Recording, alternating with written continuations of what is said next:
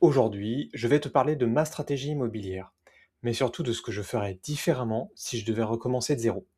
Parce que contrairement à beaucoup de gens sur YouTube, je n'ai pas 10 appartements, je ne cherche pas de cash flow énorme, et pourtant je pense que ma stratégie est beaucoup plus pertinente et réaliste pour 90% des gens. Pour te donner un peu de contexte, j'ai commencé l'immobilier assez tard.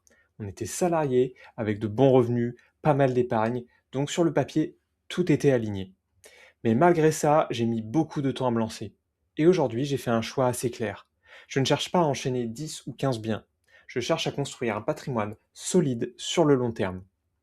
Et dans cette vidéo, je vais te montrer ce que j'ai fait concrètement, ma stratégie aujourd'hui, et ce que je changerais si je repartais de zéro. Comme beaucoup de gens, mon point de départ, ça a été tout simplement notre résidence principale. À l'époque, on revenait de l'étranger, on était dans une logique assez classique. Se poser, acheter, sécuriser notre situation. Mais très vite, j'ai aussi commencé à m'intéresser à l'investissement immobilier. Et ce qui m'a fait vraiment basculer, ce n'est pas les perspectives d'être rentier, ce n'est pas les loyers tous les mois, c'est le levier bancaire. Le fait de pouvoir acheter un bien avec de l'argent que tu n'as pas entièrement et le faire rembourser par un locataire. Ça pour moi, ça a été le vrai moteur. Je me suis dit, ok, l'IMO, c'est peut-être pénible, mais il y a un vrai enjeu financier en face. Mais entre comprendre ça et passer à l'action, il y a un monde. Donc une fois que j'ai compris le potentiel de l'immobilier, il a quand même fallu que je passe à l'action, et ça, honnêtement, ça a été le plus dur. Parce que sur le papier, tout est simple. Tu regardes des vidéos, tu lis des articles, et tu te dis que ça a l'air accessible. Mais dans la réalité, tu engages beaucoup d'argent, tu t'endettes sur des durées longues et tu as toujours peur de faire une erreur. Donc j'ai pris mon temps, peut-être même un peu trop. Finalement, je me lance sur un premier investissement locatif. Ma stratégie est simple et elle n'a pas changé aujourd'hui.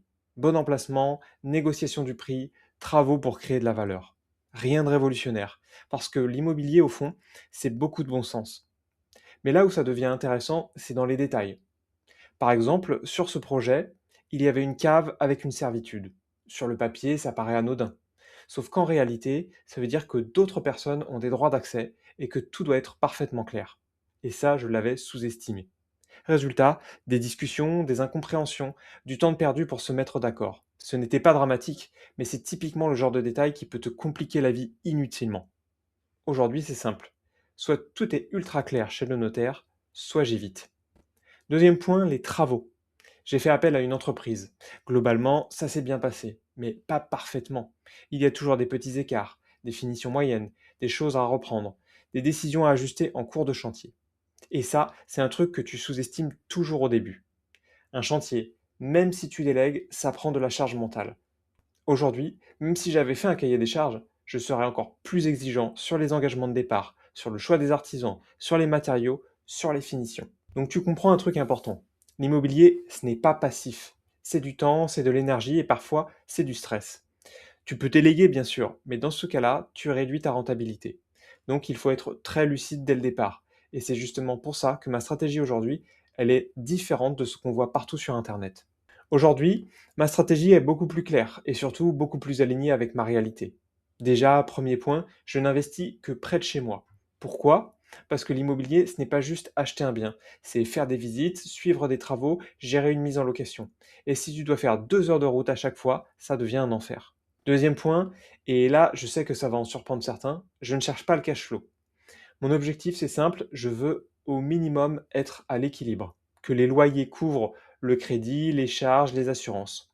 Mais je ne cherche pas à générer 200 ou 300 euros par mois en plus. Pourquoi? Parce que moi, je raisonne patrimoine long terme. Je préfère un bien bien placé, qui prend de la valeur et qui est remboursé progressivement, plutôt qu'un bien très rentable, mais dans une zone moyenne. Troisième point, je simplifie au maximum. Par exemple, la colocation, j'évite. Le Airbnb, j'évite aussi. Parce que ça demande plus de gestion, plus d'incertitude. Et moi, ce que je veux, c'est quelque chose de maîtrisable.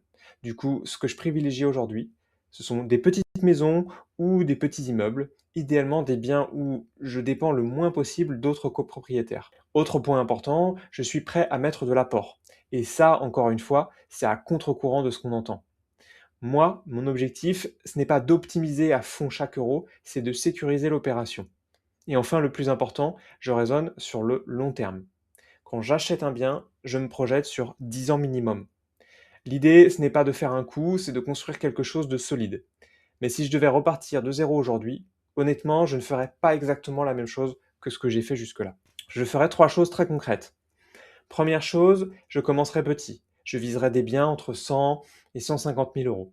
Pourquoi? Parce que ça permet de limiter le risque, d'apprendre et surtout de passer à l'action plus facilement. Deuxième chose, je chercherai uniquement des biens avec travaux. C'est là que tu crées vraiment de la valeur. C'est là que tu peux négocier, optimiser et avoir une marge de sécurité. Troisième chose, je ciblerai des zones stratégiques.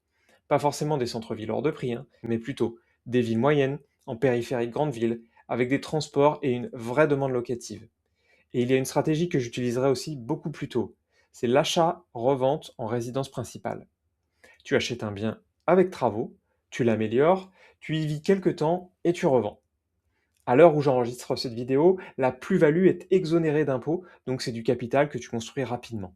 Mais attention à ne pas répéter cette stratégie, car tu deviens alors marchand de biens et ce n'est pas la même fiscalité. Donc l'objectif d'un achat-revente, c'est de générer une plus-value et d'augmenter ton capital le plus rapidement possible. Maintenant, si tu débutes, il y a 3 choses que tu dois absolument comprendre. Déjà, non, l'immobilier n'est pas mort. Oui, les taux ont monté ces dernières années, à l'heure où j'enregistre cette vidéo, mais les prix ont corrigé, les salaires ont évolué, et il y a toujours des opportunités. Deuxième chose, commence le plus tôt possible, parce que plus tu attends, plus tu prends de l'âge, plus tu as de charges, et plus c'est compliqué d'emprunter. Troisième chose, pense toujours en plan A, plan B. Plan A, tu loues, plan B, tu revends, ou l'inverse. Et pour ça, il y a une règle simple. Achète toujours en dessous du prix du marché et un bon emplacement. Si tu dois retenir une chose de cette vidéo, l'immobilier, ce n'est pas une course. Ce n'est pas le nombre de biens qui compte. C'est la qualité de ta stratégie. Si tu veux apprendre à investir de manière simple et créer ton patrimoine sans stratégie réaliste, alors abonne-toi à ma chaîne. J'espère que cette vidéo t'a plu. Si c'est le cas, s'il te plaît, like-la, c'est super important. Merci et à bientôt pour une prochaine vidéo.